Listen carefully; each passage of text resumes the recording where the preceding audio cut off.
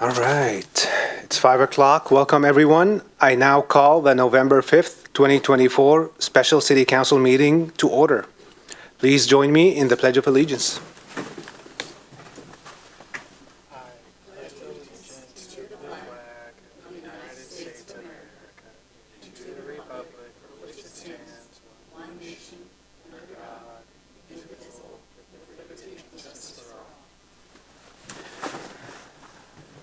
All right, as you noticed, I am not Mason Thompson. Attendees at this point, At this point, we will take a moment to take roll call of the council members by position number. Please say here when the clerk calls your name. Clerk. Thank you. Councilmember Zorns? Here. Mayor Thompson? Councilmember Alderks? Here. Councilmember Kurd? Here. Councilmember Mankey? Here. Councilmember Dodd? Here. Deputy Mayor Alcabra? Here. All present with the exception of Mayor Thompson. Thank you. As I said, I'm not Mayor Thompson, so there you go. Before we continue with the rest of the agenda, I'd like to reiterate some guidelines. For remote meeting attendees, please speak clearly and pause frequently. Mute your microphone when not speaking. And for council attending remotely, use the raise hand feature when you wish to speak. Nobody's remote. Also, as we are in election season, I would like to remind everyone of certain campaign-related restrictions regarding public comment on ballot measures. Public speakers generally cannot specifically address a campaign or ballot measure at a public meeting or during the public comment period. RCW 42.17a.555 prohibits government agencies from allowing the use of public facilities directly or indirectly for campaign purposes. Allowing speakers to speak in favor or in opposition to a ballot measure or campaign during public meeting or during public comment period would violate this prohibition. Are there any changes to the agenda? No. Right. Public engagement opportunities. DIY Rain Barrel Workshop, Tuesday, November 12th, 6 to 8 p.m., Bothell Operations Center. Come to this in-person workshop to build and take home your own 55-gallon rain barrel. Go to bothellwa.gov/rainbarrel2024. Startup 425, Startup and Small Business Co-working. Wednesday, November 13th, 10:30 a.m. to 4 p.m. at City Hall. Join for a dynamic day of co-working with local entrepreneurs, founders, and business owners. Go to startup425.org for more information. And Career in Law Enforcement Workshop. Wednesday, December 4th, 6 to 8 p.m., Police Department Community Room. Join Bothell Police for a free, no-pressure workshop that demystifies the law enforcement hiring process. Registration is required. Go to bothellwa.gov/calendar.aspx for more information.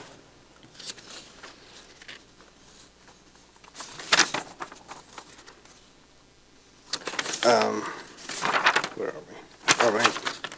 We are in the proclamations, and we're going to have Councilmember Kurd read it for us. Thank you, Deputy Mayor. Today's proclamation is Stormwater Awareness Week. Whereas stormwater is rainwater that falls on hard surfaces and does not soak into the ground, creating runoff, this runoff picks up pollution from automobiles, fertilizers, pesticides, bacteria, trash, and pet waste as it moves over roads, sidewalks, parking lots, roofs, and lawns. And whereas this runoff empties into storm drains and then flows untreated into our rivers, streams, lakes, and Puget Sound, and whereas plants and soil can help clean the water by filtering pollutants and features such as porous pavement, stormwater ponds, native plants, rain gardens, and bioswales can help prevent and treat stormwater pollution.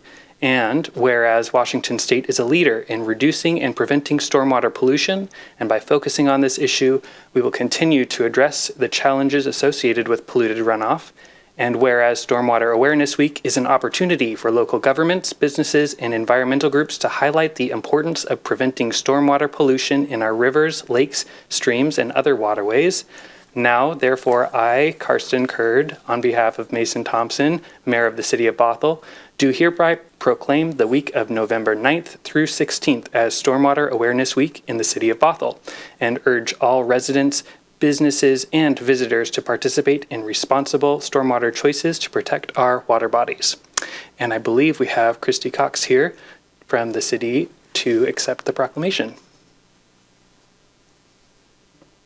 You do have me here. Can you hear me okay? We can, yeah. All right. Thank you very much, Councilmember Kurd, Deputy Mayor Alcabra, and council members for including this proclamation in tonight's meeting. I'm Christy Cox. I'm part of the city's surface water team, and my job is to help our community learn simple ways to protect water quality in our streams and rivers. Stormwater Awareness Week was created by the Washington Stormwater Center to help raise awareness about what stormwater pollution is, how we can prevent it, and how we can effectively manage stormwater in our communities. To celebrate, next week, the Washington Stormwater Center is hosting a series of free webinars and workshops about a variety of stormwater topics, including a session about the Adopt a Drain program, which we are thankful to be a part of. And here in Bothell, we will be celebrating with Snohomish Conservation District on November 12th by hosting a do-it-yourself rain barrel building workshop for Bothell residents, and there are still a few spots open. If you are interested in learning more, I would encourage you to visit our Stormwater Awareness Week webpage at bothellwa.gov/SAW, that's SAW, and there you will find details about the events I mentioned, 10 simple ways to reduce stormwater pollution, and resources for getting involved in local habitat restoration efforts with some of our stewardship partners. Not surprisingly, I am going to wrap up with our regional stormwater motto, which is only rain down the storm drain. And I want to thank you again for your time tonight and for your continued support in protecting water quality. Thank you. Awesome. Thank you, Councilmember Kurd. Thank you, Christy. Public comment. The city has accepted public comment in writing as well as accepted sign-up sheets for those who wish to speak at tonight's meeting. Written comments submitted to the city clerk no later than 3 p.m. today were forwarded to all city council members and are part of the record. When the clerk calls your name, you will have 3 minutes to speak. Please note that council will receive your input, but we do not engage in discussion of these topics. Staff will make note of items requiring follow-up. City clerk. Thank you, Deputy Mayor Alcabra. We have nobody signed up to speak this evening. However, we did receive one written comment from Tim Jackson regarding the 2024 Comprehensive Plan update. That letter was sent to all of you and will be made part of the record. I see a few people in the audience, so if anybody here wishes to speak, please step to the podium, state your name, and you'll have 3 minutes to do so. That's all I have. Thank you. Now we go to the report section, City Manager report. City Manager. Thank you so much, Deputy Mayor, and good evening, City Council. In the interest of time, we do have one update tonight, and that is on tenant protections. We had an initial scoping conversation in the spring and had committed to come back and fill things in the fall, and that's what we're going to be doing tonight. At the table, I'm going to turn it over to our Assistant City Manager, Becky Range, to lead us through the introduction and take it from there.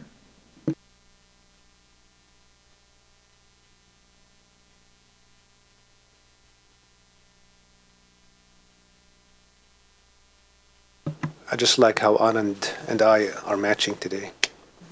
Good choice. Thank you, City Manager Stannert.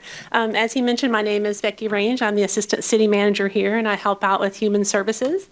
Introduce yourself. Good evening, Deputy Mayor and Council members. My name is Anand, and I'm the Human Services Coordinator. Deputy Mayor and council members, thank you so much for your time tonight. We just want to do a very quick, brief update on the tenant protections that you have asked us to work on over the last several months. There is no action requested from you. This is simply an update for you and the community. So just as a reminder, some time ago, you had asked staff to go back and take a look at potential tenant protections that we could potentially enact here in our own community. And so for the last several months, we've been conducting some public engagement as part of our Human Services Needs Assessment, where we talk to many renters in our community. And then we've also, with the help of many other staff members that are here tonight, we've been researching regional changes that have happened as other cities in the area have done their own tenant protections, and we've seen how things are changing in that landscape. We'll brief you on those and then talk to you a little bit about next steps. So just as a reminder, when we talk about tenants here in the Bothell community, we're talking about any resident who occupies a dwelling under a rental agreement. That could be someone who's renting a home in a large apartment complex. It could be someone who's renting an ADU or a duplex or a townhome. And when we talk about landlords, that's simply the owner of that dwelling unit or their property manager or their representative. And as I mentioned, we do have lots of different types of landlords in the Bothell community, and we're interested in all types of landlords, not just the larger properties. So as you're probably already aware, Washington State already does govern much of the landlord-tenant regulations here, but we're looking at things that we might do additionally in our own community. And some of the provisions that other cities have taken on are changes to rent notices, maybe a longer notification for a rent increase, how we can change and put caps on move-in fees, and how maybe security deposits are governed. So during the Human Services Needs Assessment, we did conduct several focus groups, and we actually did survey renters in our area. And the renters did provide some really great feedback for us. Not surprising, renters were extremely concerned with rising rents. As you're well aware, we have an affordable housing crisis, and that came up in several different areas. Renters were very, very supportive of longer notices for rent increases, as that helps them plan if they have a longer time that they know that their rent will be going up. They were also very supportive of caps on move-in fees and security deposits. There was also a request for more community education on what the existing renters' rights are. And there was also strong support for really honest disclosure of any additional fees that might come with your tenant agreement. There was some support for rent due date adjustments and late fee caps, but not as much support. So for example, some folks in the area would like for their rent due dates to be more coincide with their income payments or things like that. Not as much support, but still supported. And something that we did hear quite a bit, and it's across the board, many renters in our area are asking for rent caps. Unfortunately, we are not allowed to do that per statute. So we just wanted to be really clear from the beginning of the engagement process that that is not an option that we have available to us. So one of the next steps for us in the engagement process is we would like to talk to landlords in our area. So Anand's been working really hard to set up a focus group for December 9th and do some targeted engagement to reach all the landlords in our community, which isn't as easy as you might think it is. We can email the larger apartment complexes, but we're really working hard to reach those smaller unit landlords. Do you rent out an ADU? Do you rent out a mother-in-law suite, or do you have a townhome that you rent? We think the landlord feedback is really, really important to this process, and we would love to hear what their concerns are or any suggestions that they might have. So that's our next step. And then we expect we'll have another renter focus group meeting in January to hear a little bit more. Really, that was a short update, but are there any questions that you might have for us? Councilmember Jones. Thank you for the update. I'm having flashbacks back when we were renters with apartments. Will there be a reaching out to landlords who have the manufactured home parks on rents? Is there an effort to try to get them in part of that discussion, or is that just make it more complicated? It's a little bit different. We did do quite a bit of engagement with our manufactured housing community residents during the needs assessment. There are some aspects of the tenant protections that do apply to manufactured housing residents and potentially to their landowners, but not all of them. So they are a little bit different, but they're absolutely involved in the engagement process. Okay, so the landowners are part of the engagement process? Yes. Great, thanks.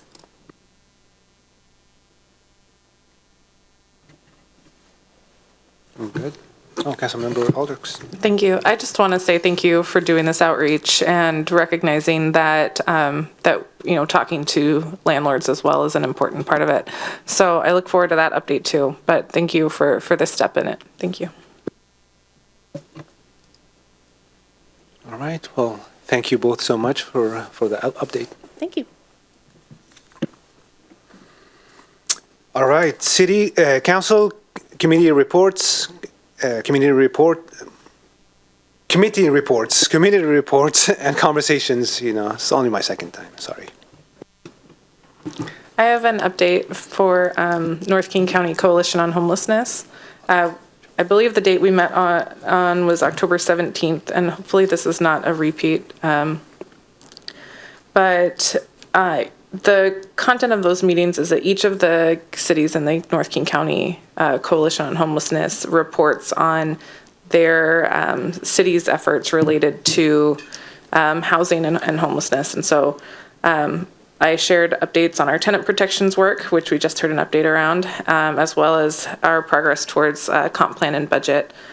Lake Forest Park did a housing needs where there's a housing needs study which highlights a large number of 50% AMI or less housing is needed within their city, and many of the cities on that call were sort of like, yeah, that's probably true for us too, if they were and I think that the Bothell is doing the work to determine what kind of housing is needed. Especially as we move into our housing action plan, all the city, Kenmore, Shoreline, Woodinville are all working on comp plans as well, just along with the rest of us. KCRHA provided an update. They're finalizing funding recommendations for North King County homeless service providers for their new budget cycle. There was a fireside held at Third Place Commons from NUSA to gather people interested in volunteering, sort of like a volunteer matchmaking project to connect volunteers in the community with human services organizations that are seeking volunteers. Eastside for All also hosted a conversation on belonging and welcoming diversity into communities, and that was announced. The Oaks shared their update that year to date, so in 2024, they've moved 151 people into housing from the shelter or from the day center. They have the keys to the Kenmore Women's Shelter, and it will be opening within the next 5 or 6 weeks. The report is available online so that people can read the full data report for how they're conducting their work at Lake City Partners and at the Oaks. And Lake City Partners is now scheduling staff to be present in community centers and locations throughout North King County, so local libraries, community centers, so that people can know where to find outreach staff and receive support and services. And that can be a really helpful way to get people connected to services, including the day center, and as well as getting them on the list for the Oaks when a bed opens up there. And that is my update from North King County Coalition on Homelessness. We go through each of the cities, like I said, and then our partner updates, including KCRHA, NUSA, and the Oaks. That's my update. Thank you. Thank you, Deputy Mayor. Shortly after the last meeting, which feels like a long time ago, we had a North Shore Parks and Recreation Service Area meeting. It was a special meeting, and at this meeting, we held a public hearing and passed a 1% property tax levy increase for the NPRSA. That equates to 2 to 3 cents per month on the average home in the community and in the service area, so not much of an increase there. But we also authorized the executive director to sign a contract with a levy consultant for the renewal of the levy coming very soon. And we reviewed the results of a youth community center study and selected a site that was submitted by Woodinville for further diligence in creating a community center. So a lot of exciting things going on in the NPRSA right now. And that was our last meeting until the new year. Several members of council were at the UW residential campus opening this last week. It was a great time, great tours of the new buildings that just opened up. I think they expect, I want to say it was 3,000 students to reside on campus, which is pretty amazing. There were never supposed to be any students living residentially, but given the availability of land in the area and the high enrollment numbers they're seeing, they thought it would be a really good experience for the students to have a living community on campus to activate and make the campus more vibrant throughout the day and the evening time. And they found that studies showed that being in a residential community on campus actually improved student engagement and student outcomes. So it was great to open those two new buildings. One of the prior buildings and the food hall opened up, I believe it was last year. So that entire area is now being, they're recruiting students to live in those units, and those units for all grade levels, which is pretty neat to see. The last item I have is something that usually Councilmember Zorns does. It's highlighting a member of the community for their good works.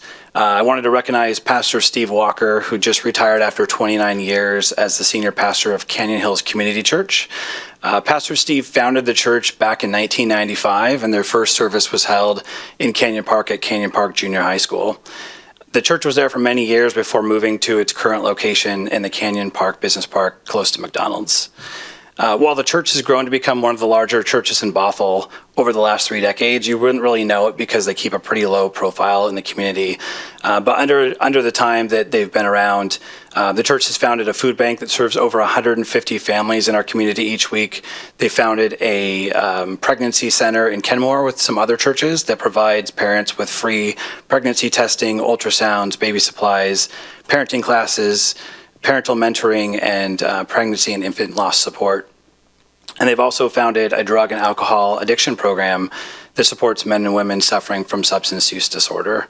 I just wanted to wish Pastor Steve a good retirement. He's one that doesn't necessarily step up to the spotlight unless he's preaching on a Sunday morning, but he's really impacted, and the church has really impacted thousands of lives in our community for the better, and just want to wish him well in retirement.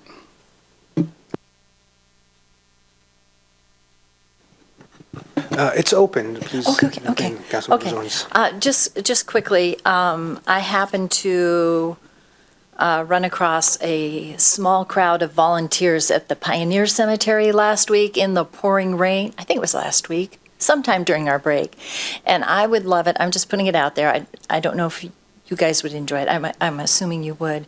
But I would love at some point, if the city recognizes our volunteers who put sweat equity into our city, if we could join in that celebration and tell them thank you.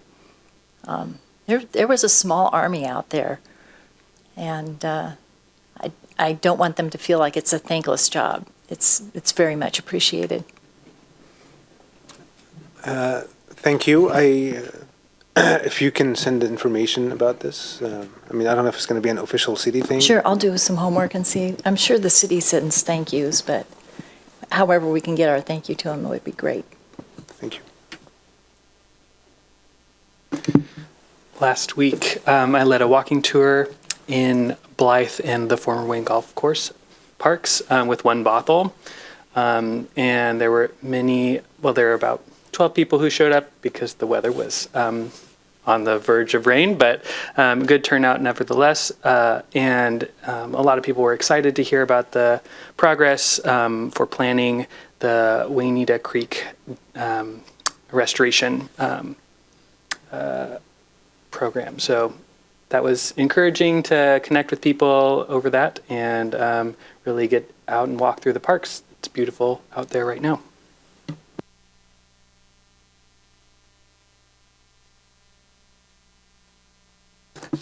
All right.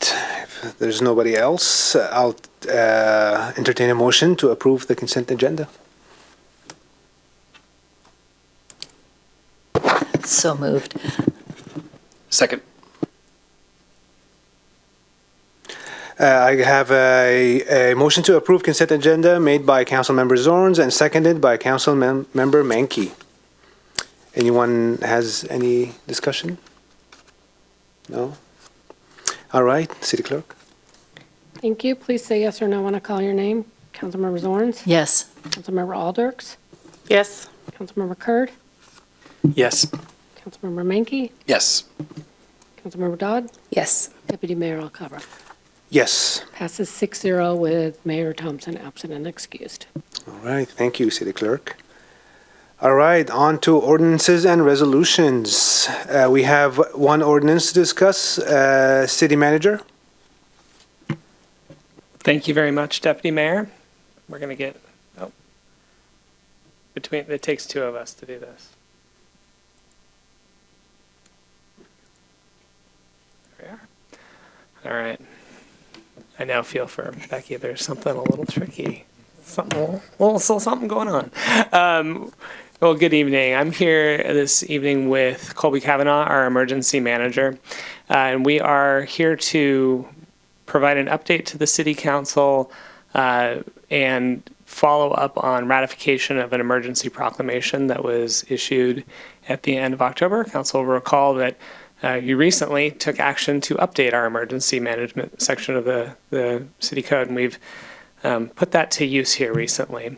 So for tonight, there is action expected. Again, many times when we bring things to you, you hear about it before there's action, but tonight, in line with the code, is the first opportunity to consider whether or not to ratify a proclamation of emergency related to the 102nd Avenue Bridge.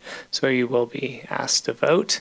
I'm going to turn things over to Colby, who's going to walk you through a quick reminder of what the municipal code says about emergency proclamations and what's taken place so far. And then also we'll spend just a little bit of time too talking about how we are responding to this incident in particular. So with that, I'll turn things over to Colby. Thank you.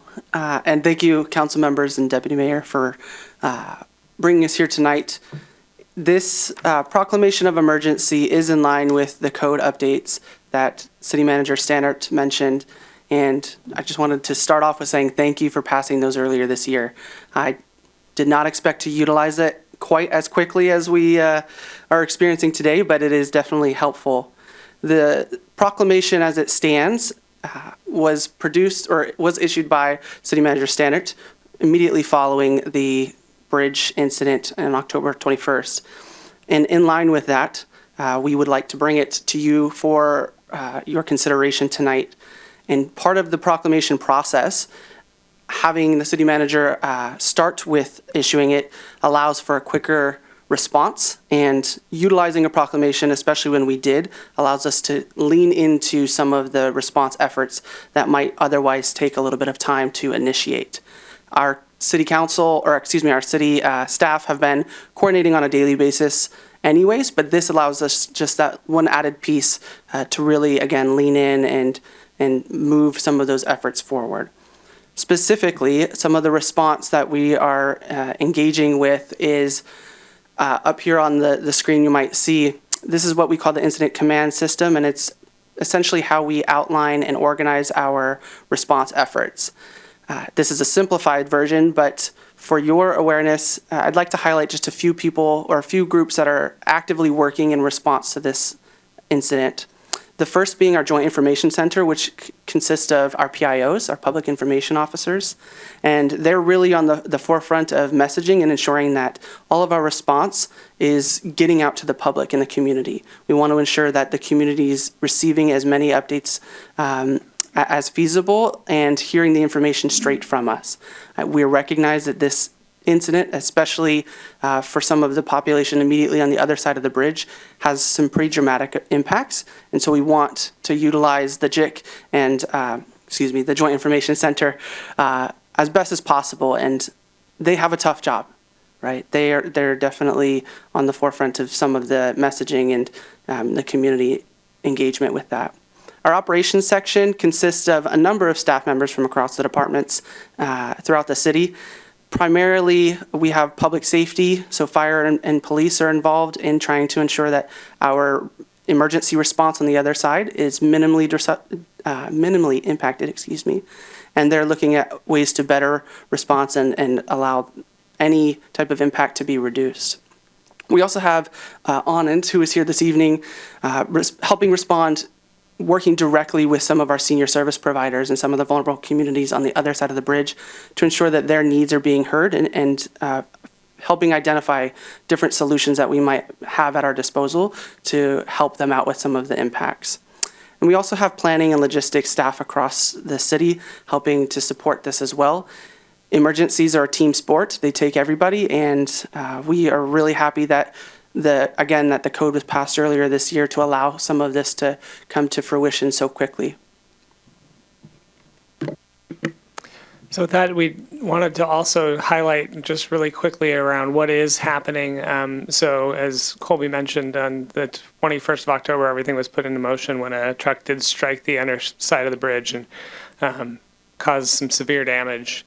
So while the bridge has been closed to vehicles since that time, staff were able to assess and open the sidewalk so that the bridge is opened for pedestrians and bicycle traffic, and that has remained true. I think the only thing that would impede that at this point is when work is actually going to be taking place on the bridge to get it open for all. We've had some questions that have come in, and so there are frequently asked questions up on the website. We encourage anyone who wants to know what the latest information is, as Colby mentioned, with the coordination of among all departments, we're able to get one centralized message with accurate information, and that is primarily going on our website, and then with outreach and communication to some of our targeted stakeholders.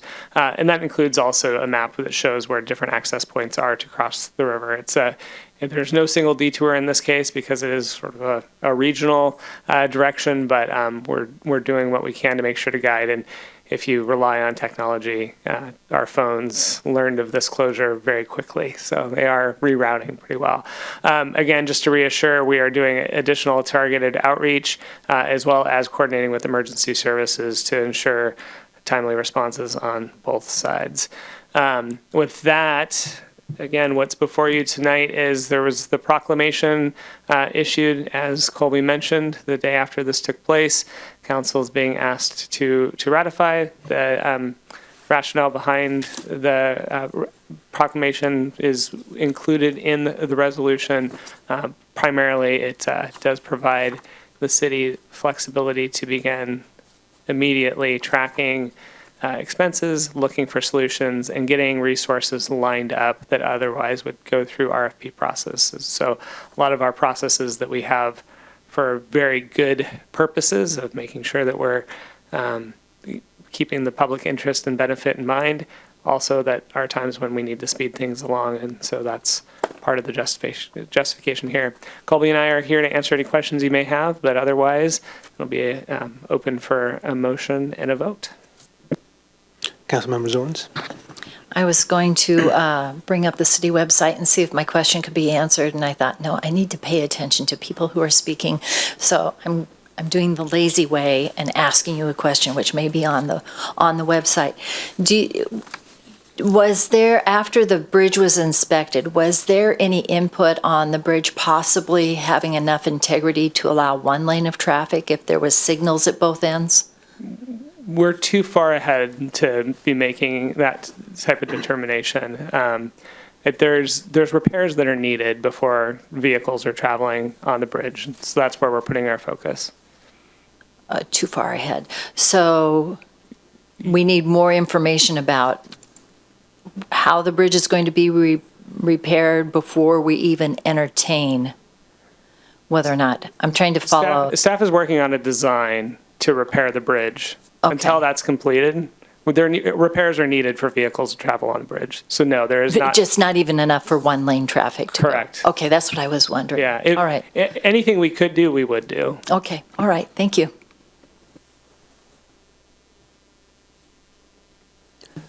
Councilmember Curd. Thanks. I'm wondering if you've been in any discussion with King County Metro about Route 239. And yeah. Yes, we are communicating with a number of the regional stakeholders, including 3 of the transit agencies that service that area. So King County Metro has been in contact with us, yes. Great, thank you. You're welcome. Oh, Councilmember Dodd. Thanks. I just wanted to say thank you for putting the framework in before we had an emergency so that you guys were able to jump in fairly smoothly, have the proclamation ready for the city manager to sign. I think that I appreciate the forethought there. Obviously, the comment about not hoping to use it so soon really rings true, but we needed it and it was there. So thank you for that.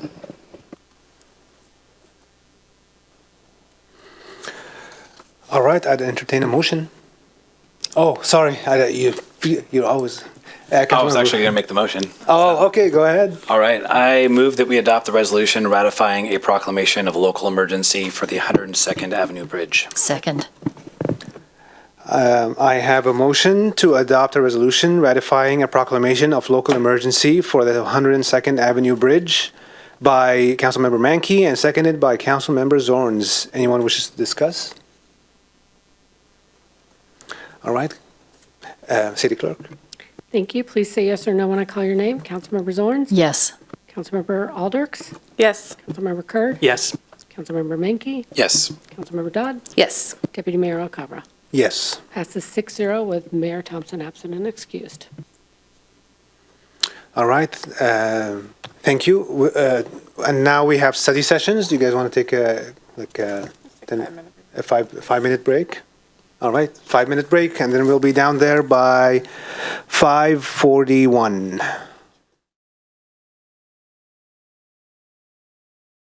All right, we're back. Almost 5 minutes. Now we're in the study session section, and we will go to the first study session, and City Manager Tenant will introduce it. Thank you so much, Deputy Mayor. And we do have 2 study sessions tonight. The first of which is focusing on our comprehensive plan. Certainly, again, we can go through the list of history of how many times that you've had the opportunity to weigh in on this plan, but we are really coming to a close. And so tonight, we do hope to also leave with clarity of what the next and final steps are. I'm telling you, Christian, there's something going on. So I'm going to turn things over to Jason. Do you want to get things kicked off or go to Christian's going to be doing the bulk of the presentation this Excellent. evening. I will do some tech support as you open things up, Christian.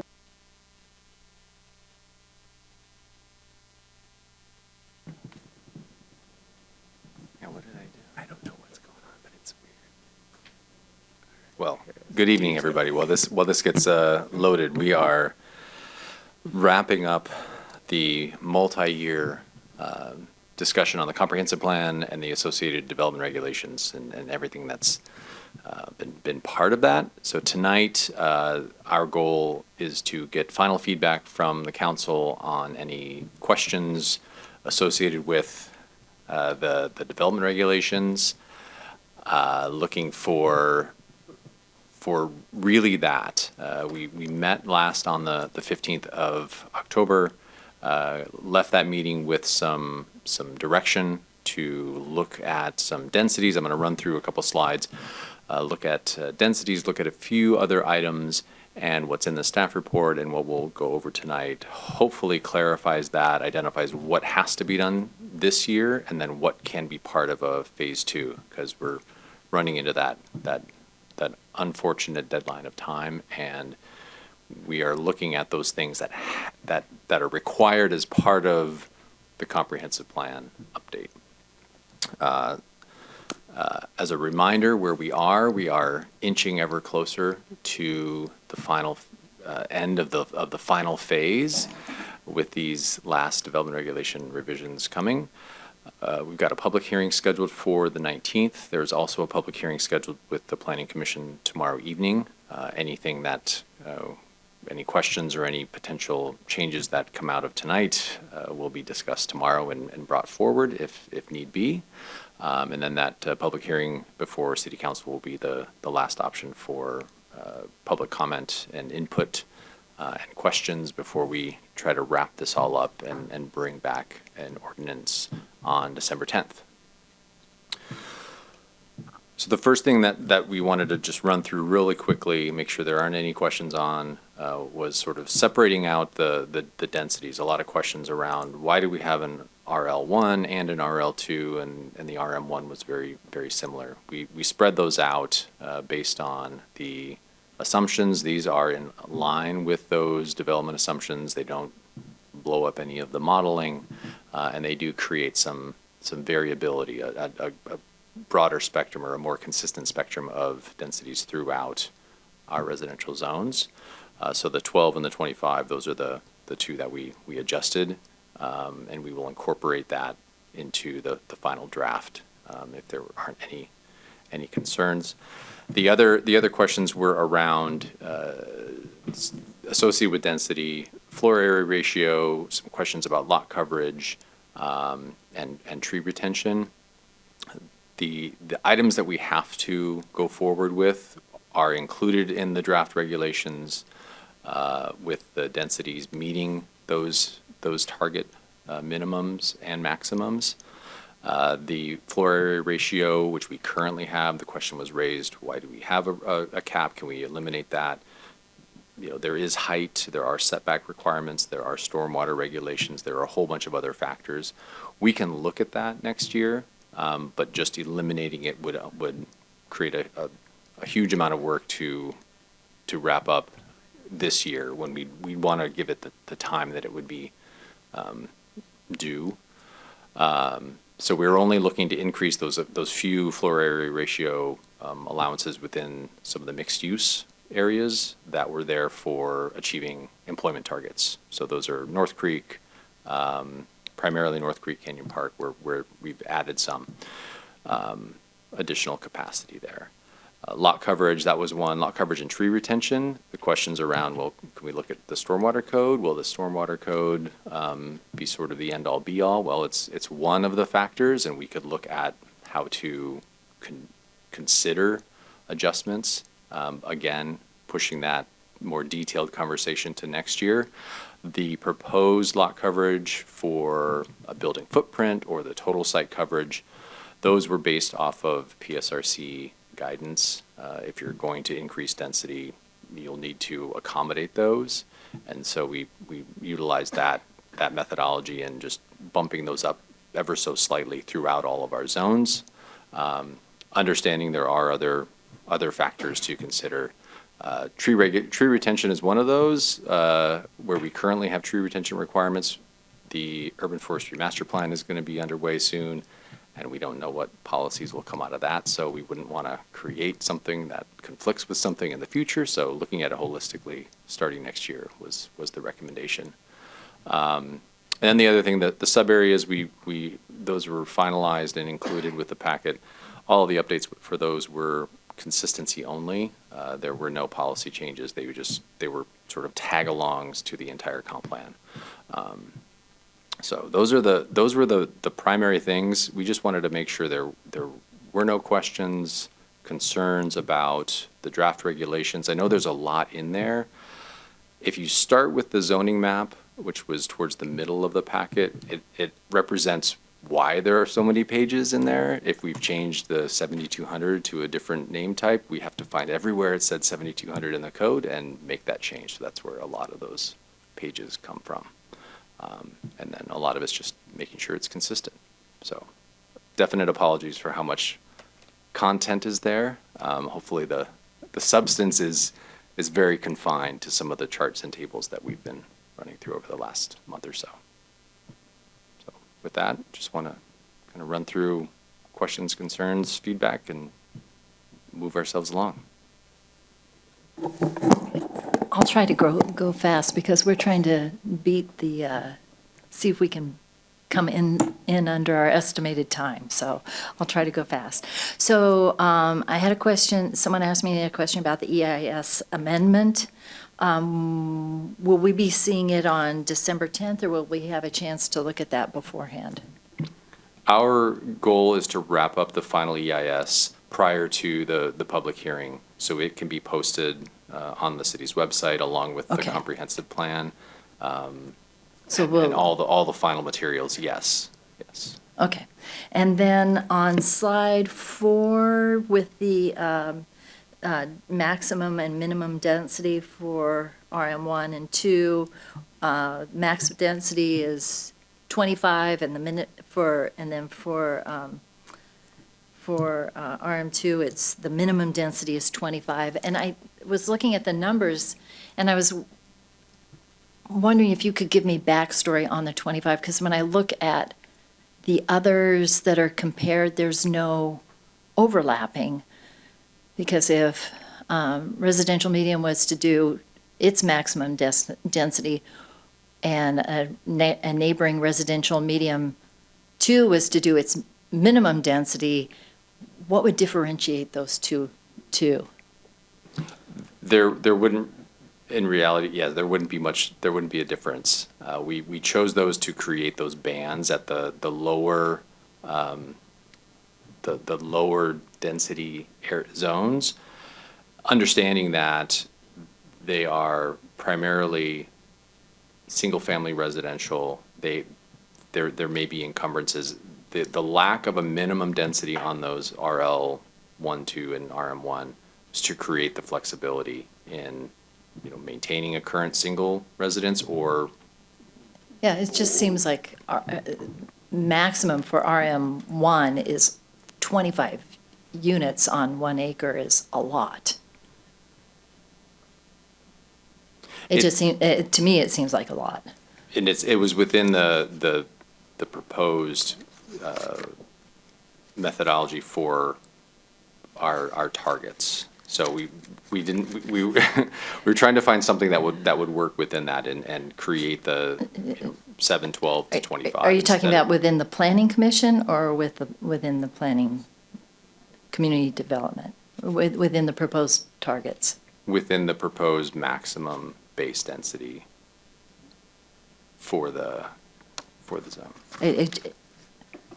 Can you clarify which from last meeting we had the table which showed the I think what you're saying is this is within, because the consultant did a lot of complex math to come up with those numbers, and each one of the housing targets, is that what you're talking about? Yes. So the housing targets that came down, so this will fit within. So that's what drove those numbers? Yes. Okay. Yes. It Okay. didn't conflict with those. Okay, and then I also got a question. This is just for public record to explain the differences on page 385 and 386 on the maps.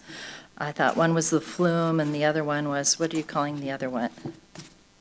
The other one is the zoning map, so. Yeah, they had a different name tacked onto them. So the flume was this one on 385, is that right? 385 is the zoning map. The zoning map. The proposed zoning map. Okay, and flume is the and next one. The flume is what will be just the land use map. Gotcha. So Okay. we'll peel apart. And I'm seeing it Yep. there, so, Yep. okay, it's perfect.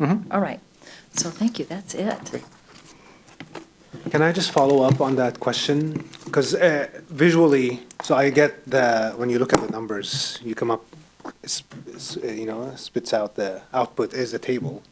But when you look at the numbers, RL1, RL2, and RM1, from just an outside view, they look very similar. That's the question: is why is the max RL1 the same as min RM1 or RL2? And then which is the same as the minimum as RM1, and why would somebody who wants to develop how could this help them pick which zone they want to go into? I mean, it's creating the options for redevelopment throughout those lower density zones. We'll lean heavily on the 5-year reporting out to see what are we seeing when it comes to redevelopment. As we go through 1 or 2 development cycles, we'll know if we've created something that will get us to our targets, and our targets are within if we follow the max base density. So there may be some adjustments that happen as we inch closer towards the year 5 reporting where we'll see the writing on the wall of, well, everyone's been developing at the minimum, or and then in the zones without a minimum, they're developing at just a single replacement unit. The hope is that they'll be developing at the maximum to accommodate those targets, but we will see. Then can we differentiate in the actual code that will, all the requirements, if you want to be in RL1, you have to have this setbacks, and is that going to what might differentiate, or is it all going to be the same?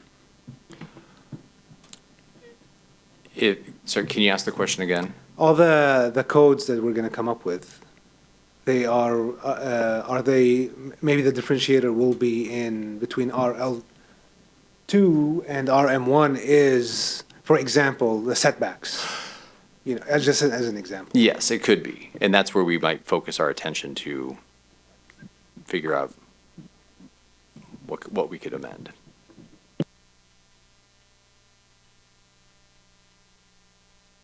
I just got one question. I apologize if this puts you on the spot at all. I know this email just came in a couple hours before the meeting.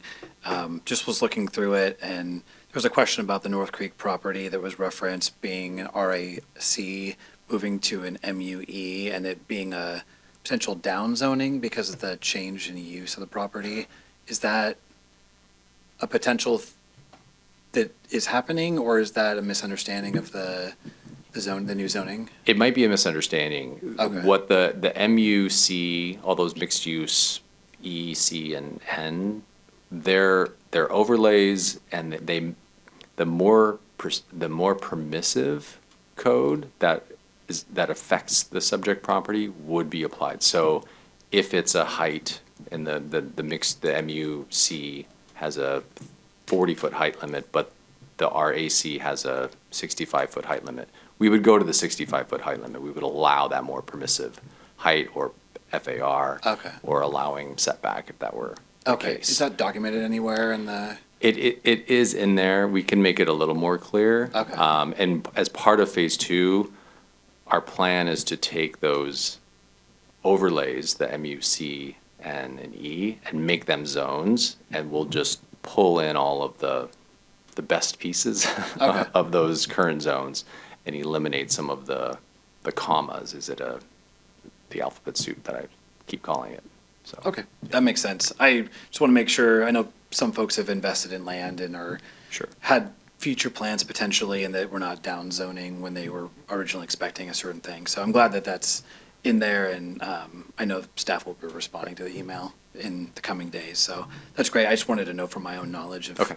I go by there every day, so I always wonder like what could be there someday, and knowing that it's still permitted as it was before is good to know. So thank you. Great.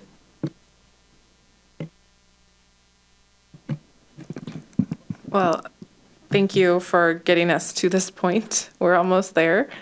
I don't have any concerns about the overlapping of a unit, mainly because I think that often each plot of land is unique to itself, right? And so just because it's a different size, perhaps, doesn't mean every plot of land can manage the max, right? That's why I appreciate that there's these bands. And so if there is some overlap of there's an M1 and an M2 next to each other and they both have 25, they're going to look the same. We won't know what the lines on the map are telling us. And they will be suited to that property and its unique characteristics. So could they overlap perhaps a little more? Maybe. But I also think that's fine as it is. And then when we go to the development regulations, and I completely understand why, with the limited amount of time we have left, we can move some of them into code amendments in a future work plan. Especially like you said, because of the urban density study that's coming up, that makes perfect sense. The FAR, since we threw that at you, 2 weeks ago, that also makes sense. but I will just say this is more of a disappointment than like a wish, but like neighborhood scale retail, is it at all possible to include it in the comp plan update in December, or is it just like not feasible? Anything's possible, but we're learning that there's new guidance coming from Commerce this month to assist with this topic of neighborhood scale retail, and we want to make sure we're doing something that Bothell agrees with, and what the definition is. I think Councilmember Curd said everyone here could come up with their own definition and their own thought of what neighborhood scale retail would be. So we want to make sure we're giving it its due time to germinate. And we have made reference to the need to update the code in the comprehensive plan. So that is very much there. It's just that code amendment. I did learn at a recent planning conference that Commerce is coming out with that guidance, and I'm really curious to see what that says to make sure that we're either going to be aligned with it, or if there's going to be any distinctions, how we can make it custom for our city. And see, it's like little tidbits like that make perfect sense. And so I appreciate that, you're going to be able to benefit from the guidance that is offered. We've encountered this, I think, before at the city, where we are wanting to do something and then Commerce says, but wait, we have information for you. And we wait until we get the information from Commerce. And at least what I've observed, it's always useful. It can be beneficial to wait, and have, I think, stronger code as a result. So yeah, I'm okay. And 2025 is coming up. It is happening. I know that you guys are probably already working on the 2025 docket for the Planning Commission. So thank you for addressing that.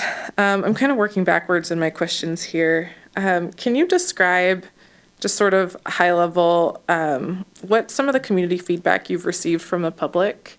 I know that a lot of it comes to us as it's part of the public record, and it's part of the Imagine Bothell public record as well. But are you seeing like specifics from the public that you're having to take into account and address, or are we kind of already covered it? What's been proposed in the draft has incorporated the comments from the community agencies. The EIS will have the very detailed, here's who commented about item X and how it was inserted in there.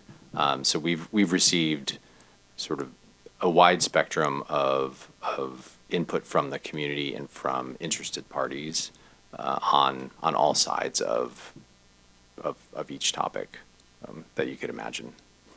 I think, sorry, let me be more specific in my question. It's more along the lines of, since the draft was put out, like what kind of feedback are you getting back?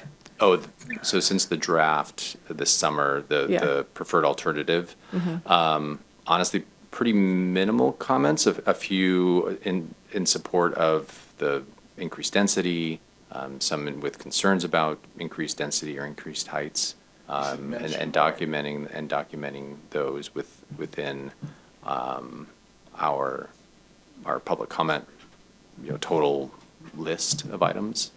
Okay. Yeah. Thank you for just kind of reviewing that.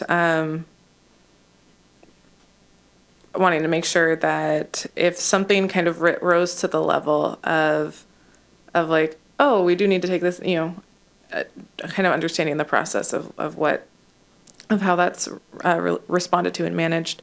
There was one, I think I got a response from Director Greenspan about this with, about lowering speed limits in the city.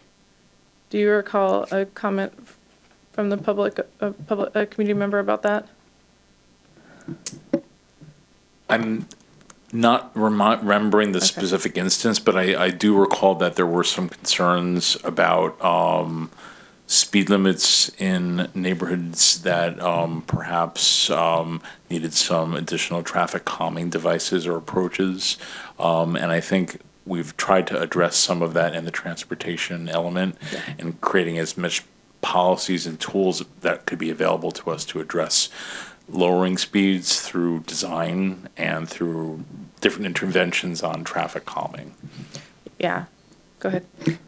And I think is there a safety element? I think the comp plan does conceptualize that, and then as just as a refresher too, is that the council priorities also includes a priority around strategies to get towards 0 deaths and injuries, and that includes specifically looking at additional traffic calming neighborhoods as well as the potential of reducing speeds to 20 miles per hour in residential zones. I did confirm with the deputy city manager as well in terms of our priorities. What's been identified in the last report that the council received was that upon completion of the comprehensive plan, that is something that our teams are going to begin working on. So the work in that for the 3 years priorities, their target we're looking for is to develop a plan to do, not to have it implemented, but that'll be work that's happening in 2025. That's an excellent update. Thank you. Last question from me is I'm looking at the FLUM on page 386, and I may have even asked a version of this question before, so I apologize. But can you explain to me why the dairy land on West Hill is considered semi-public?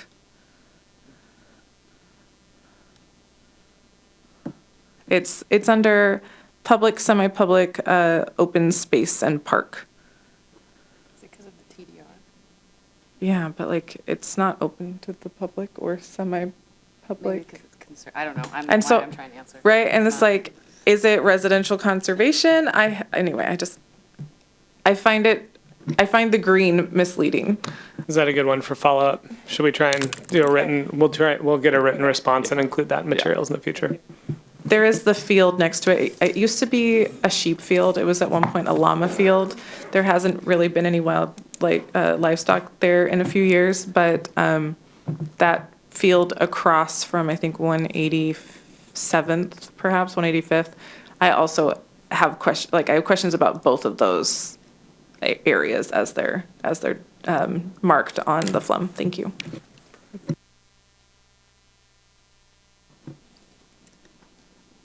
I'm going to jump in now that we're all thinking about sheep and llamas and what's green space. I'm sorry, they were alpacas. I would not have known. You could have gotten away with it. I'm not sure I know the difference. Now that's public record. So I had a question. I had a thought, actually, not a question. The deputy mayor was talking about setbacks in RL1 versus RL2 and stuff. And I just wanted to kind of pipe in. I think a lot of zoning makes sense, and some of it was created to keep people out. And when we look at, we're calling it a housing crisis now, I don't want it to be like housing threat level midnight before we are worried about like things like setbacks making it hard to build things. So I would rather we prioritize like trees. Like if we have a really cool tree, but because of a setback, that's where the house has to be on the lot. Like I'd rather build the house closer to the lot border and keep the tree. Like, so can we really be led by that urban forestry plan in keeping more trees, but also building more housing? Because I can totally see a lot of the lots around me that have been like half-acre lots that are now getting subdivided, like just everything is gone. And if we can build around the trees and find a way to encourage that with our code, I would really like that. The scope of the urban forestry management plan is something we're finalizing now, and one of the tasks will be to take a deeper dive into our development regulations and how we can encourage more preservation in conjunction with development. So I think that, although we didn't specify it this evening, that would be part of a second phase of updates. We're also going to be investigating some of the heritage tree opportunities for the city in conjunction with the updates to the development regulations for tree preservation. So I think flexibility will really be key because we want to encourage preservation, but we want that preservation to be permanent. And so that's part of our goal for next year. That's awesome to hear. We need more housing, but I don't want the victim to be to be trees if we can kind of balance both of them. And as Councilmember Aldrich said, like each lot is so different. Like I wouldn't want to be super prescriptive and like setbacks and then have that bite us another way. And then the other, this is just a question. So I've only been doing this for about 2 years, but it's the second time that we've kind of been delaying waiting on commerce guidance. Is that pretty common, or do we just gotten lucky like 2 times? Because the other one was middle housing. Yeah, we look at Commerce as our partner, but they're also very frustrating as a partner because they are trying to catch up sometimes with a regulatory environment themselves. So we were surprised to hear about the guidance that they're planning to provide on neighborhood commercial uses. So it's not uncommon for them to be a little bit late. But I think this is a great opportunity to think about how we can customize our regulations. Also, next year, it's not uncommon for them to kind of lag a little bit. That's fair. I was just kind of curious about it. And yeah, that's all I got. Thank you very much. Can I jump in with one thought? And not meaning to get too off topic, but just a request. When we start talking about trees, how we encourage people not to cut them down. I know some municipalities are very heavy-handed and they allow you to cut down 1 tree a year, unless if that tree, an arborist comes in and says, yeah, there's a disease that's running rampant, but it's not unheard of for trees to come down and then whoopsie, and the deed's been done. So when that conversation happens, I hope someone talks about how do we encourage by discouraging trees coming down prematurely.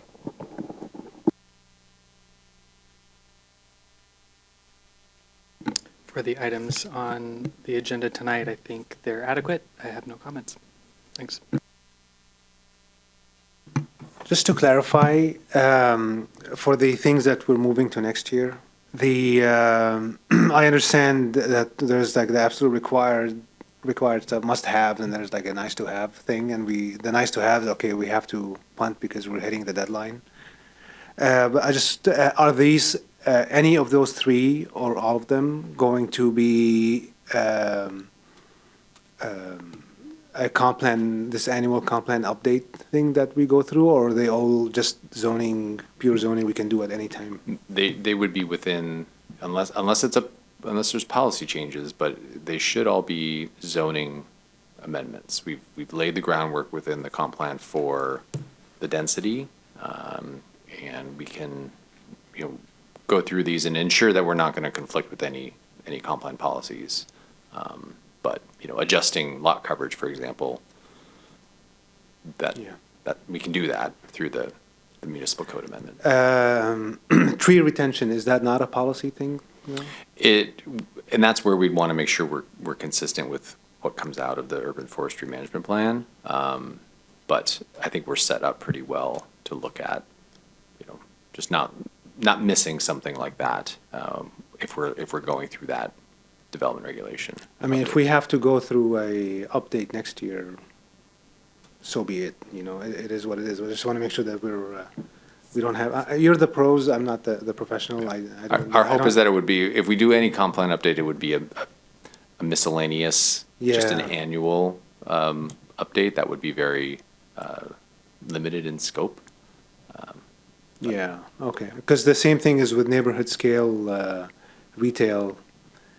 That also seems to me as not the guy who sleeps and breathes and reads this stuff, but it seems to me like a policy thing, not a regulation thing. But correct me. So I think it's not that it's not a policy, it's that the comprehensive plan, this is me seeing if I can be, as a non-planner, re-articulating, the comprehensive plan would be able to accommodate doing that work. So you're not having to amend the comp plan in order to do it. What you're doing is you're finding out you are making policy choices, but those policy choices are how are you going to implement the vision. So the vision is set in the comp plan. It's consistent. That's what we're always having to test against when you have to amend the comp plan is there consistency? The answer would be is the comp plan is consistent with giving options of what to do. You then get to fill in the policy choice of, is this something we want to do? And if so, what are the details? And then we'll do the analysis of whatever the council comes up with, hears from the community, says this is what we want. Is it still consistent with the comp plan? If yes, you're good. If no, then that's where the annual update comes in. But the intent of what you've heard today is that those changes are accommodated in the comp plan. We wouldn't need to wait for the end of the year for a comp plan amendment to do them. Hope that helps. Yeah, so there are, okay, so they will be there from a high-level standpoint. Right. And now we're just going to say, you can have a tree here, 3 trees there for, go, okay. You'll have the frame, and then it's, in 2025, the work will be filling it in. Or a grocery store here, or whatever, whatever it is. Okay, cool. It's sort of like leaving the, it's sort of guideposts to, you want to do this in the future, and so there's space for it in the plan, and then we just kind of hook on to those messages that we've left ourselves so that we can build off of it. Okay. I don't have a good analogy for that. If you have a good one for me, let me know.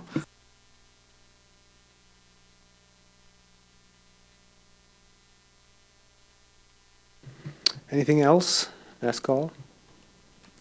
All right, well, thank you both for your time, appreciate it, and looking forward to the, I guess, next week. Public hearing is next, right? Yeah, a couple weeks. On the 19th. 19th, yeah, a couple weeks. All Tune right. in tomorrow if you want to experience it again. Oh, that's right, the Planning Commission. Sounds good. Thank you. City Manager. It's a great segue, though, because at our next meeting, you will have a public hearing on the proposed budget. So that is our second topic for tonight. And before we're going to have a few topics that we're going to cover in this evening's update, and we'll have some team shifting going on in order to accommodate that. There's really 3 elements of what we intend to cover tonight. First of all is there's not really a presentation, but there's certainly an opportunity to clarify is responses to council questions. So in attachment 1 of your agenda bill, you'll have a listing of the questions we received outside of the meeting and during the meeting. And again, we can build on that document as we go. The other 2 areas, though, that are going to be spotlighted are going to be a conversation about the Budget Stabilization Fund, which has been previously introduced to you, and we'll be talking a little bit more specifically. And then as well as there was a conversation at the final, before we got to this point, Human Services Committee meeting to talking about if it makes sense to make a change in the allocation of funds to human services so that cost of living is factored in. There's already a threshold change for population, but not cost of living. So those are our 2 primary presentation points tonight. To guide you through and to get things started and introduce the rest of the team, I'm going to turn things over to Kwan Wong, our finance director. Kwan? Well, good evening, Deputy Mayor, City Council members. So tonight is another budget study session to continue our conversations. So we don't have any plan to take action tonight, but we are going to seek questions and feedback from you. And according to the schedule, next week is the big event. We are welcoming the public. If they have any questions or concerns, we will be holding public hearing sessions for them. So it will be on all of the budget-related items, and as well as the proposed property tax. So I think that would draw some interest from the public, and we definitely want to seek feedback from them. We want to hear from them as well. So for tonight, we will be focusing on really 3 issues. Besides the public hearing, if we identify any additional items from the City Council, we will be bringing back those items to you for further consideration. So again, we are either in a place that we can get the questions to you, or we can get the information to you in writing. So for tonight, just give you an overview of what we're going to talk to you about. First of all, we will be responding to your questions from previous meeting. We have Miles Walkers here to walk you through, again, not to go to each question, but to give you some highlights. We will also be talking about the Budget Stabilization Fund. Again, Miles will be talking more about that. And the last item, the third item, will be talking about the human services grants allocation. So Becky and Anand will be leading that discussion. So with that, we'll turn the mic to Miles to go over the topic of your council questions. Good evening, Mayor, Deputy Mayor, Council. My name is Miles Walker. I'm a management analyst in the finance department. And tonight I'm just going to go over a high-level overview of the questions that you all had and our response to those questions about the budget, as well as the Budget Stabilization Fund and what that's made up of. So the first item for me tonight is the questions that you all had. We put together a long document of responses, and it's in the packet, and we will keep updating that as you have more questions. Like, feel free to pass them along, and we'll update our answers and bring those to you every week, and just make sure that we're answering them. And if we misrepresented your question and it got lost in translation or anything, please let us know. We'll update those, and just want to make sure we're capturing the intent of your questions and getting good responses to them. So with that, we saw three sort of high-level themes or trends in those questions. The first of which was you all sought just more context a lot of the time, which is great because the budget is highly complex and there's a lot of moving parts and policies that are in place already and working every day to carry out the business of the city. So it's great that you all had interest in learning more about that behind the scenes and how it all plays into the budget. So we encourage those questions and appreciate that. And we tried to provide very helpful answers, hopefully, and respond to those. Additionally, we saw a lot of questions about the city achieving our goals, whether we're progress on our current goals or how the new investments are progressing those goals. So we provided all the data we had to those that were any like data related questions. Some of them might need, we might be waiting on other entities or something to get that data to us. And when we get that, we will certainly pass that along to you. But generally, what we can say is that the budget is presented in a way that we feel from staff input, community input, the executive leadership team, as well as your input, how we're going to achieve the 3-year goals, which fits into the bigger plans of the city. So that was a common theme in the responses, is that we are considering everything that you're already asking, and we're hoping to just give you more context and how they all fit together. Additionally, there's a few questions about the financial projections and what that is made up of. So we gave a lot more detail to you there, but overall, they're very conservative projections that try to include all of the information that we can. So like cost of living adjustments are definitely included in those. Inflation adjustments are included in those. So that hopefully helped clear up some things as well. And there was a lot of questions about new levies or new revenue sources and how are we going to handle any expiring levies. So we'll just say that any levy that's expiring during the biennium, we have assumed in those projections that it is not renewed, but council will have the opportunity to renew those levies and consider additional levies during the biennium. So just wanted to clear that up. And any new levies or new revenues or taxes, the city, the budget in its presented state is sort of our first effort to balance the tax revenues that we can currently get along with any grants that we might already have or could get in the future, along with any savings that we have, and how to best balance those to progress council's goals. So those are just like the high level overviews. Again, if your questions weren't answered or you have more questions, like please reach back out and we'll update those and keep providing you that every week. So now we'll move on to the Budget Stabilization Fund, which is one of the one part of the many parts of the budget this year. This is a financial policy update that essentially does these 4 things. It renames the fund to just the Budget Stabilization Fund, which should hopefully clarify the intended use of that fund to stakeholders and readers of the financial statements. It also clarifies the usage of that fund. So at the policy level and the financial policies, it it's restricting these funds to be used for any unforeseen circumstance or an emergency. There's also a plan to increase these reserves, which is adding $250,000 per year in the current biennium budget, and another $500,000 in any year that the ending fund balance exceeds that minimum 90-day goal that the general fund has. So that's like the current plan that we're proposing to build up the current $3.5 million that we have in that fund. We're also establishing a target of 10 to 15% of general fund operating expenditures, which is around $7 to $10 million right now. So we're already halfway there, which is good.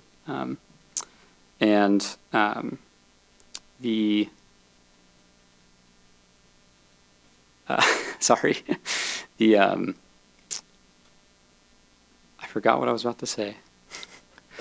Overall, these are like the four things that the policy is trying to accomplish. And yeah, if you have any more questions, we're happy to take those or get back to you if we need more info. But this is like the good first step to try to improve the city's financial position, and it responds to some of the findings in the financial advisor's report recently about trying to strengthen the city's bond rating potentially, and just strengthening the city's financial position for weathering future emergencies. So I think with that, I'll pass it to Anand.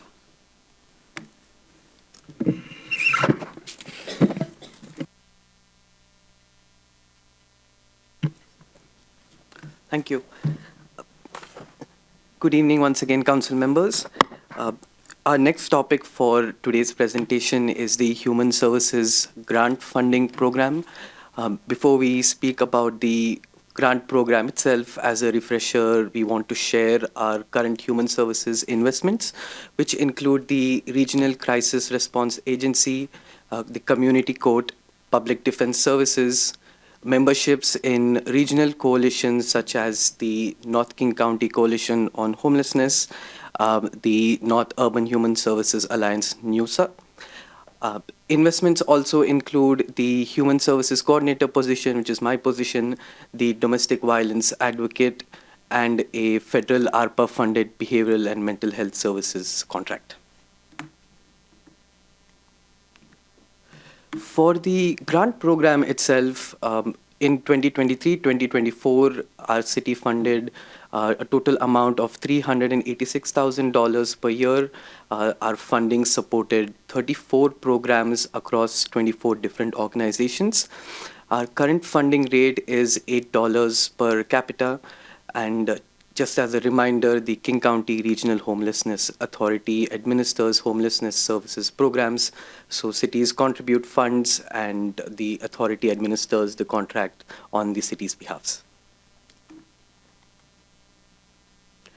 Following the direction of the Human Services Subcommittee, staff researched funding methodologies that different cities use to calculate their human services grant funding allocations. And we found that the cities use a combination of different methodologies, which include a per capita rate. So we've seen that cities allocate anywhere between $4 per capita and $20 per capita. We saw that cities peg their human services funding to their general funds revenue, so 1 to 2% of their general funds revenue. Cities also use a baseline budget and then they add on to it at every budget cycle. Cities also use a COLA or a CPI rate to keep up with the cost of providing services. Our staff recommends that the city adjust our current funding model from per capita to per capita plus the COLA rate. We found that per capita helps in stabilizing grant funding amounts, and using a COLA rate means that service providers can keep up with the cost of providing services, which is something that we heard in our human services needs assessment as well. Following the adjustment, our grant funding amounts will go from $400,000 to $414,000 per year.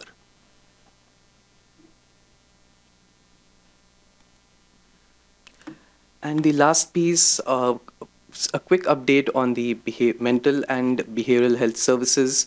We are currently funded by the federal ARPA funding, and we are contracted with the Center for Human Services. The contract runs through June 2025. Staff is planning to create an RFP to ensure that the services, there is no disruption in services for our community members. In the upcoming RFP, staff will seek to procure the following services, which include office and school-based therapists, family support services, a mini community resource center, benefits navigator, and substance use and abuse treatment. The mini community resource center and benefits navigator came up as a significant need in our recent human services assessment. And I'll turn it back to Juan. Before we open up for questions and feedback, I just want to again highlight what will be coming to you before the next 2 times, asking for your action. So on November the 19th, after the public hearing the week before, we'll be asking you to adopt ordinances and resolutions, and in particular, the 1% property tax rate for the city and the 1% EMS property tax rate. And we're going to ask you to act on behalf as the EMS board. We also ask you to adopt the 25-26 utility rates and housekeeping amendments, and then definitely the financial policies you just heard. So all of those have deadlines, particularly the property tax. We have to turn that in to the county assessors before November the 27th, so we cannot miss that. And then the last planned session with you will be December the 3rd.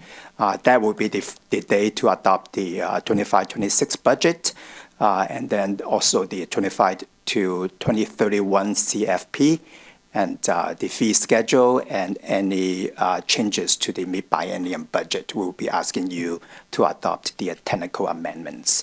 So those will be coming to you in the next few weeks. So with that, we are here to seek your feedback and questions as well.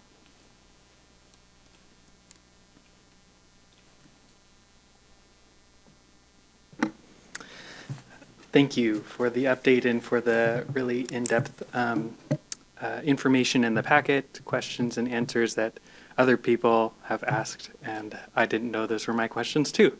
So it was helpful to see them all laid out. I am continually impressed with the amount of bang for our buck that we have with our human services here at the city, and the grant allocation system makes a lot of sense to me. So per capita, but also with a COLA, that just makes a lot of sense as the city continues to change and grow. One of the questions that I have, based on communication with some constituents this past week, and I suspect they will probably be interested in providing public comment during the public hearing, is about alternative sources of revenue. And you have addressed in the question and answer already what we've kind of looked into and given some kind of standard response. I understand it's way too late to even consider this, so it's not a consideration, it's just a question. Is B&O tax for our city, why has that not been looked at before, and offsetting existing revenue structures with a B&O tax? What would that even look like? Is that something that's even feasible here?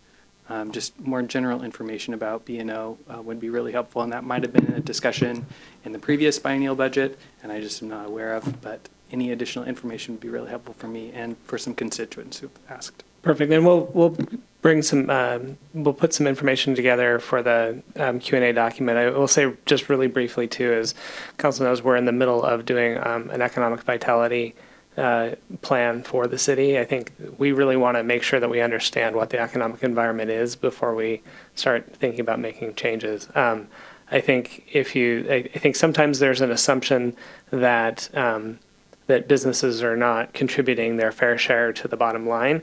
I think what we do know, though, in terms of what is being generated through our businesses is that they are contributing. And so what we'll do, we can bring some broad information back, but I think before council would consider that, and certainly I hear you're not saying let's do that by December either. I think having the economic vitality report would be a helpful piece of information to even inform whether or not that's a direction that you'd want to pursue more.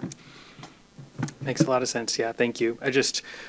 There were questions and answers that were your answers and the questions that maybe other council members have asked, and I didn't know if they had touched on B&O in particular or not. And it's a great question, and definitely one that I think that I would expect to hear from our community, and certainly we want to make sure that you're equipped to know kind of where we're at on that. And we've put a focus on some other things first, and we're happy to contextualize that more, and I think it's a good question.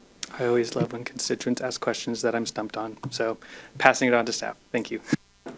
I just want to say, I think I probably have the longest tenure here on council, and every now and then B&O tax has come up, and it's been, well, let's hold that thought. So I think your strategy that you're talking about of doing an economic survey and your question bringing it back up is a good one.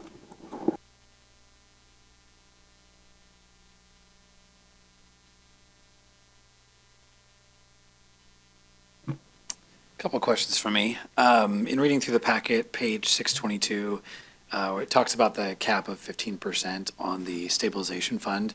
Is that the number that we think is necessary to reach that increased rating for when we go out for bonds and things like that? Or is there a strategic reason why we're capping it at 15%? Great question. Again, the bond rating, it depends on many other factors besides your size of the reserve. But based on the best practices, again, many jurisdictions do have kind of a range. They are kind of a target, but at least a minimum of 10%. Why we kept at 15%, but that's really the recommendation from the consultant. But in my past professional experience, we really want to wait whether we have more money than we need. So that's a good thing to increase that. But it's also up to the council, because council can change the policy. So if somehow we reach that 15%, and if the other factors are really in favor to the city, definitely we'll bring back an amendment to the cap. But I think right now we want to be conservative, and 10 to 15% is a really good target that I think we are comfortable with at this point. Okay, great. I just wasn't sure what the logic behind the 10 to 15% was, so that makes sense. I also read that the investment income goes into the general fund, and it doesn't get allocated to proportionally to the funds or the line items where they come from. Is there a reason for that, or is it just too administratively burdensome to try to figure out how much from each line item or fund is in there and then proportion it out? Or yeah, it is just a practice, because general fund bears the burden of funding all the services. So we do not say if somehow we are getting more investment interest, we'll fund a program. So what if the reverse? So do we take a cut from that program? So I think at the end of the day, general fund will be the funding source to pay for services and programs. So we do not distinguish where it goes, because again, the reverse, if somehow we drop in investment interest, where do you proportionally take the money from? Sure, that makes sense. Yeah. I was thinking specifically about the budget stabilization fund, and if we were allocating the interest from that $3.5 million that's already in there, that would grow that fund that much more faster. But thinking holistically about, to your point, the other things, and if it comes under, that makes a lot of sense. The COLA increase for the $8 per capita, that one was a tough one for me to wrap my head around, because usually with COLA, you're giving it in terms of wage increases, and it stacks and compounds over time. So this is like a one-time $8 per capita plus COLA, and the next time around it's again $8 per capita plus COLA, and so it's never compounding in that way. And we also have population growth, so the $8 per capita is always going up anyway. I'm not super concerned about that change. I'm not gonna, land on this one. So I just it was an interesting way to think about it. I hadn't thought about that before, and no real concerns from me on that. The one thing I think that I would like to have more discussion on as a council is continuing mental health funding. I know when we set it up originally, we used ARPA funds, which are one-time funds, and we didn't talk about ongoing funding and how that would work. So I'd like us to have just more conversation around that and what that would look like, where those funds going to come from, what revenue sources, or what are we going to shrink down so that we can pay for these continued services? What should those services look like? I know the subcommittee met and talked about those things, but as a larger council, I'd like to have that conversation and talk about that some more as well. I know questions will come up like, okay, so you're funding more mental health, why not medical, dental, vision? Like, why this one over those things? And I know when we set it up, we were coming out of COVID and people were isolated and there was a lot more need than there typically was in the past. I don't know what the stats are now, if the need has come down. I've seen internal things at my workplace and the need is still there, and I'm assuming that's pretty much everywhere likely. But I would like to hear more about that, and if we're going to continue to invest outside of those ARPA funds, I think we need to have more discussion, more data, more conversation around those things. So that's my only feedback on that one. Thank you. That's helpful. And having attended the last committee meeting, I think the committee does plan on continuing that conversation early in the year, and then that will come back to council. So thank you. I was going to jump in and probably work myself backwards again with the mental health and behavioral health services. I'm grateful that the contract goes until June 2025, and so we're already funded through middle of next year already. So we didn't have to necessarily put together a full plan of how we were going to continue it. It also gives our partner, Center for Human Services, the opportunity to right size the money that we just threw at them, essentially, and figure out how they're going to be able to provide services to our community going forward. And yeah, I think that there'll be more conversations about that. Would that be considered like a mid-biennial budget update if we have to do that contract?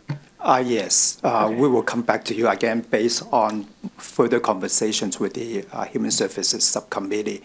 We will be able to do a mid-biennial budget amendment. Okay, that makes a lot of sense. A question I have about the benefits navigator.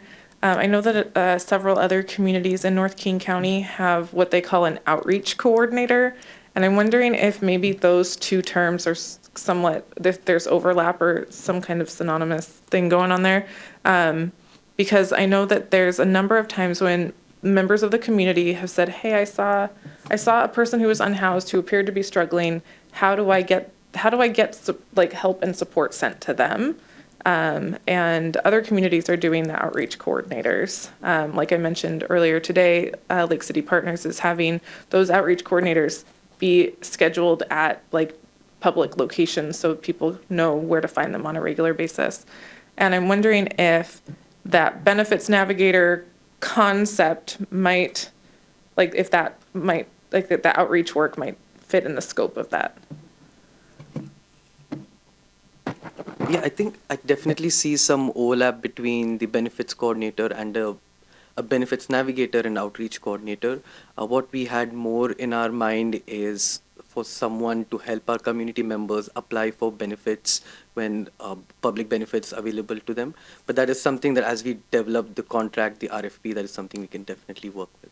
Yeah, and my understanding is that the outreach coordinators are helping with that.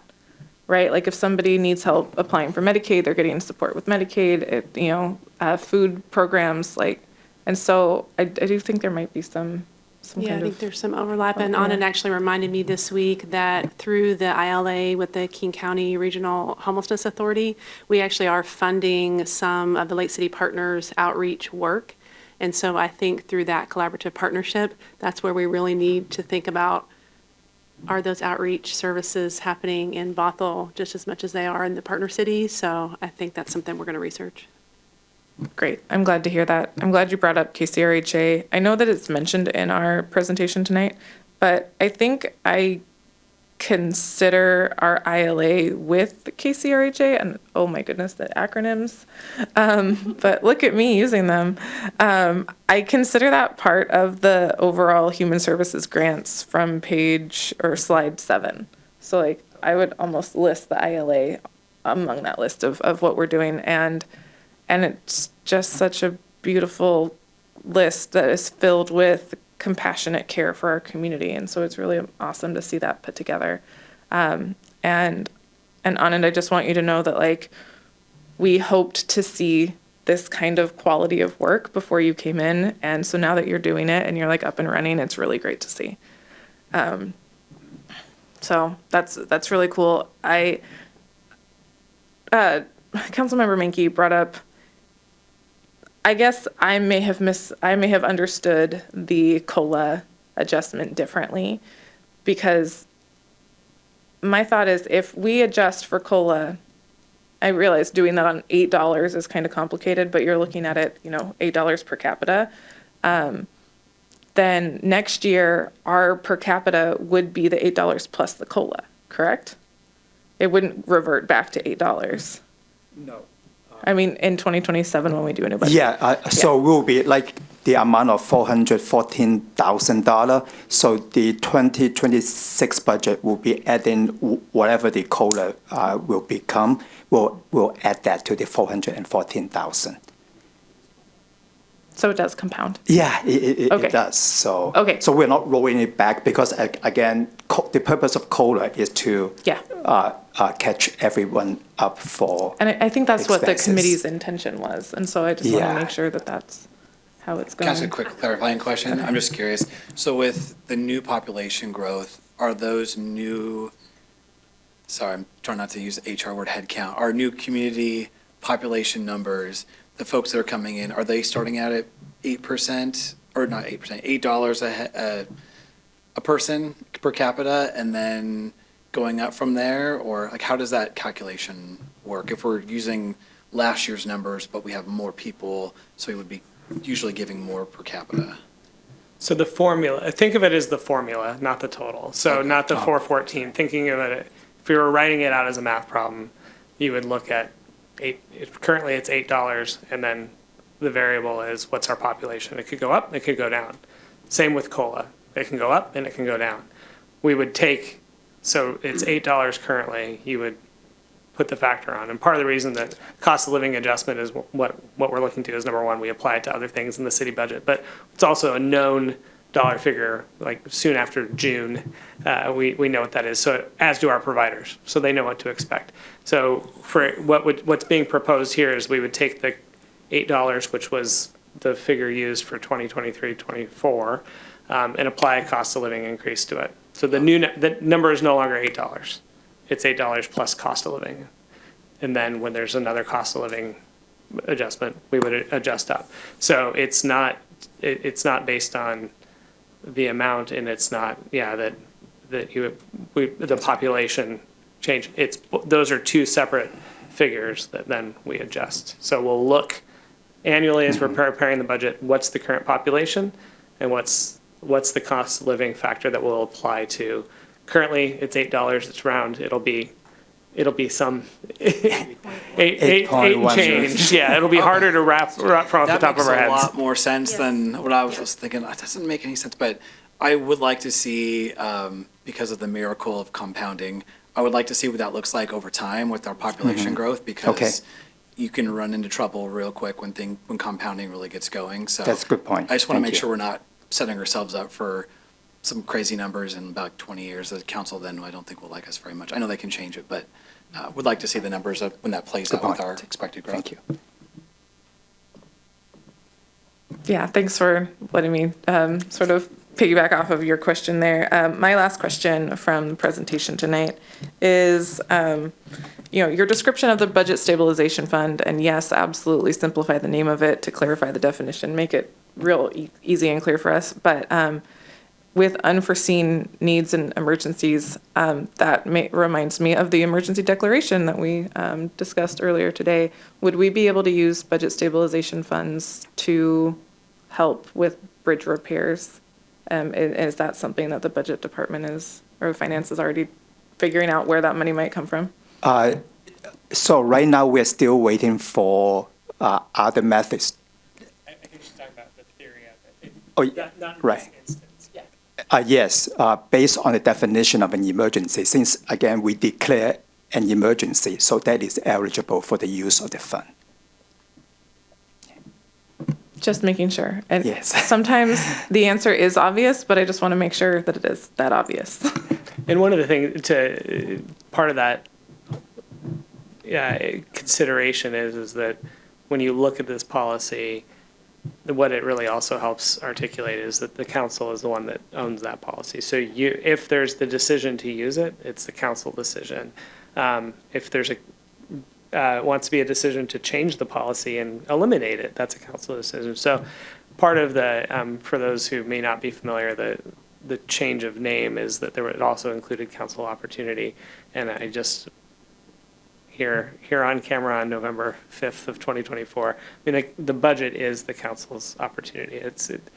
When we bring the council a recommendation on what we do with the budget, again, we adjust it based on, hopefully we've nailed of doing what you've already directed us to do and we're responding to it. But if we don't, if there's an opportunity that needs to be done, we'll always take that assignment of find a way to do it, whether it be an emergency or a program or anything in between. So yeah, that's where I think the language will help from the outside of people understanding what that means as well.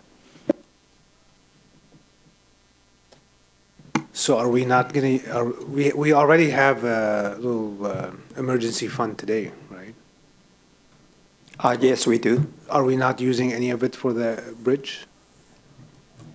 So right now, we are still assessing the cost, and there is a possibility of working with our insurance to recover any. I see. So we're going to go, cost. but this is eligible, this particular instance is eligible for if, insurance, there's gaps or we don't get grants or whatever, we are going to be pulling from the emergency fund, right?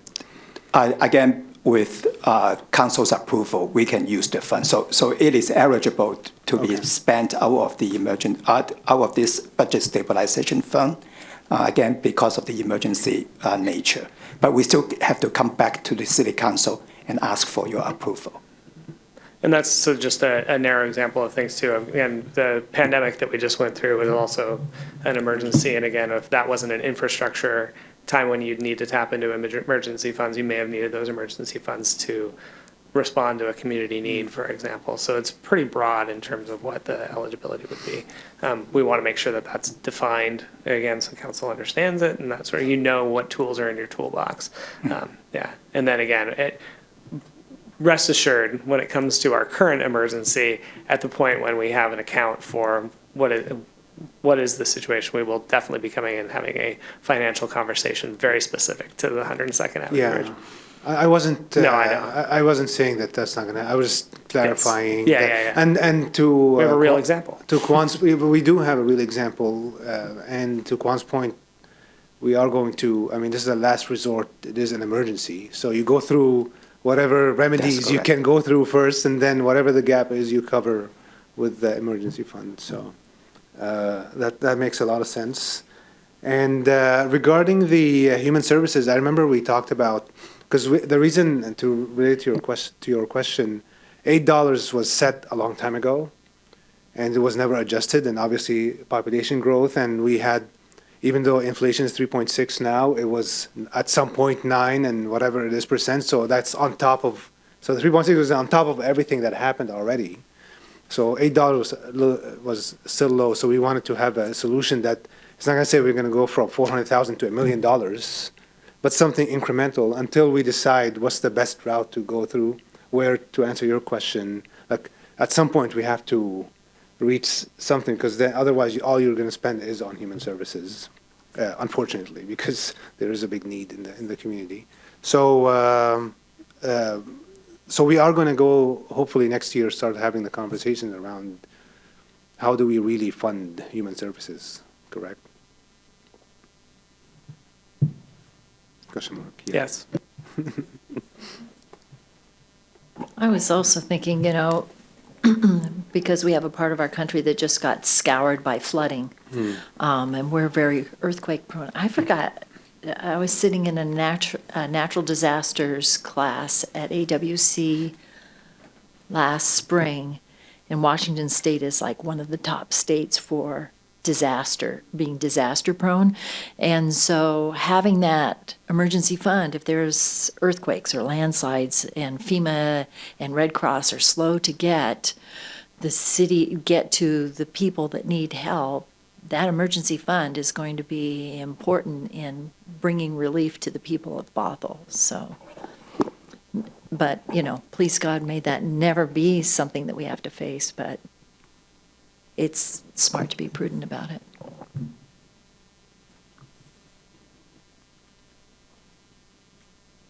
Anyone else? Going once? Going twice? It's the last item on the agenda, right? Yeah. Do you guys want to stay here for another hour? Or what? All right. Adjourned.